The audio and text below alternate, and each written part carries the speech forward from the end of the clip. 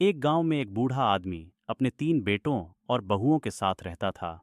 वह शराब पीने का आदी था और रोजाना नशे में धुत होकर घर लौटता। उसकी बहुएं उसकी सेवा करतीं, लेकिन वह उनके साथ बुरा व्यवहार करता। उसकी शराब की लत और बुरी आदतों के कारण पूरा घर दुखी था।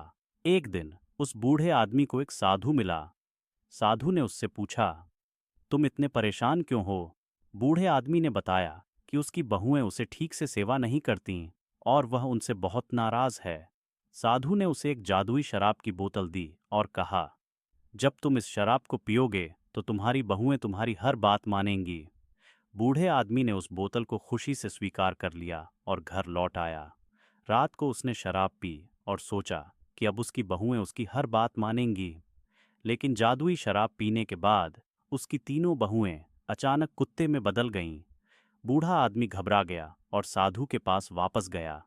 उसने साधु से विनती की, मेरी बहुएं वापस इंसान बन जाएं, मुझे माफ कर दो। साधु ने कहा, यह तुम्हारे अपने कर्मों का परिणाम है।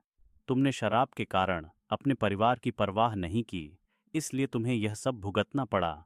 यदि तुम शराब छोड़ दोगे और अच्छा व्यवहार करोगे तो तुम्हारी बहुएं फिर से इंसान बन जाएंगी। बूढ़े आदमी ने साधु से वादा किया कि वह शराब छोड़ देगा और अपने परिवार के साथ अच्छा व्यवहार करेगा। साधु ने उसे आशीर्वाद दिया और उसकी बहुएं फिर से इंसान बन गईं। इसके बाद बूढ़े आदमी ने शराब को हमेशा के लिए त्याग दिया और सभी खुशी से रहने लगे। कहानी की सीख यह है कि बुरी आदतें और शराब का अत्यधिक सेवन न केवल व्यक्ति को बल्कि उसके पूरे परिवार को नुकसान पहुंचा सकता है।